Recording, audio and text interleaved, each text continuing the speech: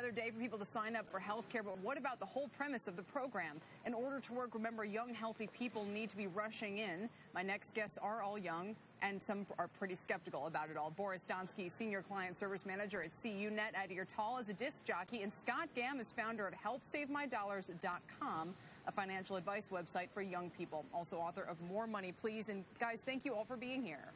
Thanks, Kelly.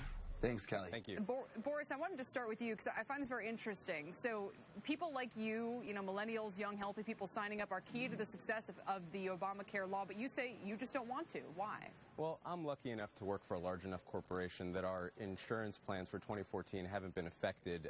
We don't know how it's going to happen in 2015.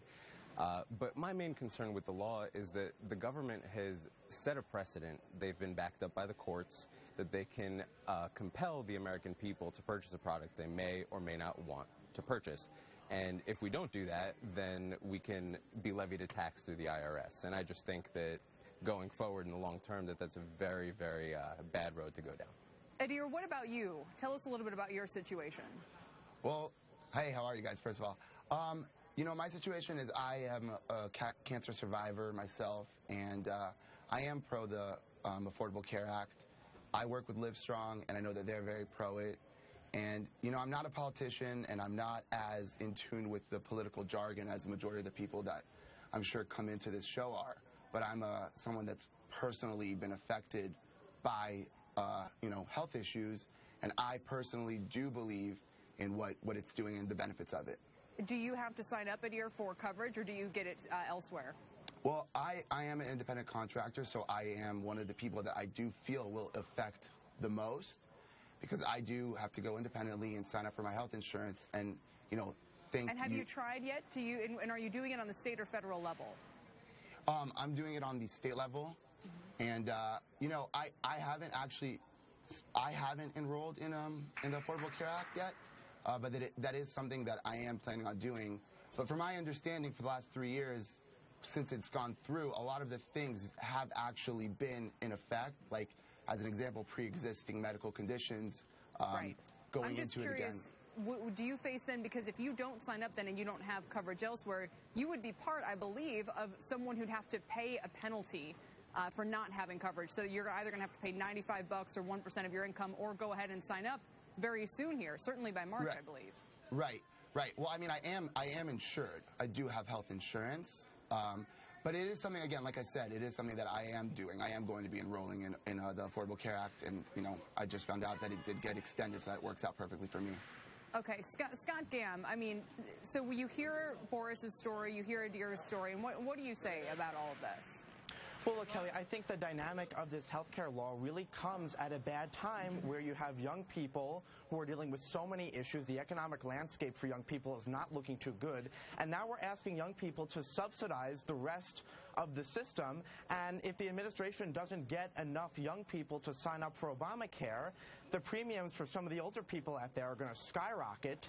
And the risk pool for the insurance companies is going to be way too thin. And this system could, what they call in the private sector, turn into a death spiral. And Scott, are you going to need to sign up for health insurance, or do you have it elsewhere? At the moment, I have it elsewhere, but I think that what's going on is the glitches surrounding the website, and there could be an entire new set of glitches coming in 2014, because a lot of the concerns out there are that the information you're submitting on the exchanges is not making its way to the insurance companies. So you might think you've enrolled, but come 2014, you might go to the doctor let me and just they ask say you you about have it no insurance. from a different point of view, because one way is to say the young people are subsidizing the older, sicker population. The other way is to say that if people like Boris opt out, in other words, say that just because on principle they don't want to be part of it, that means that the rest of the population is going to be paying more. Is that fair? Well, what the government is doing is basically saying, hey, it's immoral if you don't sign up. But ultimately, if you can't afford the premiums as a young person, as a millennial, if you're dealing with student loans and unemployment, you have no other option but to simply pay the $95 fee as opposed to the premiums, which are really high right now. Right. But, Boris, I guess what I'm asking is this. If, as a young person, yes, you'll have to pay for coverage, but it means that, for example, that other person, that person with a pre-existing condition or that much older, sicker person pays less, does that help? Can you afford to kind of look the other way and ignore the fact that your involvement is key to this whole thing, to bringing costs down for that population? Well, Kelly, I understand what you're saying, but I don't really fit in with that view of collectivism. You know, I have to worry about myself and my family. You know, I take the money that, you know, I earn at work, and I figure out how I make my budget. And if my budget says I can spend this amount for my health insurance, then that's how much I spend. And if I can't do that, then I guess I just don't purchase that product. I mean, for argument's sake, I did go on the website, healthcare.gov, and compared plans from what I have at work to the lowest bronze plan that I can get in New Jersey for myself and my wife.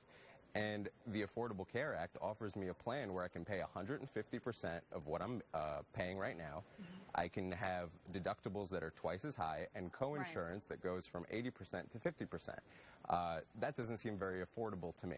But that's the point, is that if you opt out, then everyone else who's sitting down around the kitchen table to make those decisions is going to face higher costs. I mean, if I could help everyone in the United States, that would be a great position to be in. But unfortunately, I'm really in the position to plan for myself and my family. Okay, and last word, Adir? Yeah, I mean, I understand what everyone's saying, and I agree to an extent. I personally do believe, being someone that had a health issue, it is important for everybody to have health insurance. And if we can aid that in any way, shape, or form, I'm very pro that. Okay, differing views from a similar cohort, we should say, of the population. But guys, I really appreciate you all coming here and talking through it. Great to see you. Thank you very much.